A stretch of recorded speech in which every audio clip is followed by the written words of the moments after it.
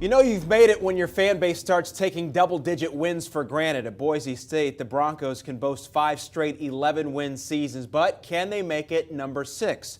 To answer that question, we bring in our managing editor, Pete Futak, and let's start on the offense. And there's no question mark under center with Joe Southwick returning.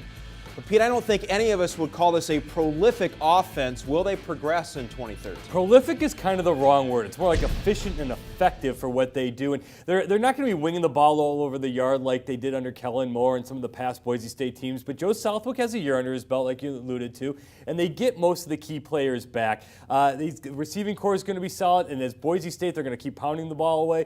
They're going to rely on defense, keep the chains moving. Again, efficiency, effectiveness, but it's just not going to be that explosive.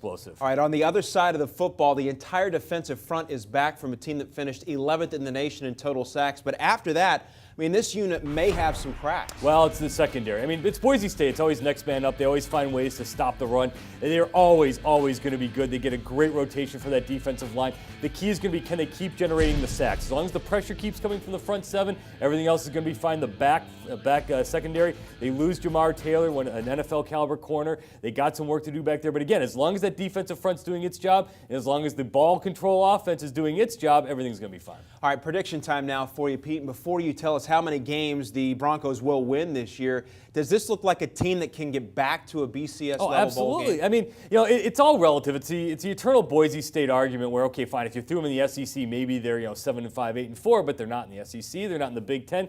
You know, in the Mountain West, they can roll through this schedule if they can get by the 2 big games at Washington and at Fresno State. Then yeah, they're going to be right in the hunt. Remember, last year in a rebuilding year, they did go 11-2.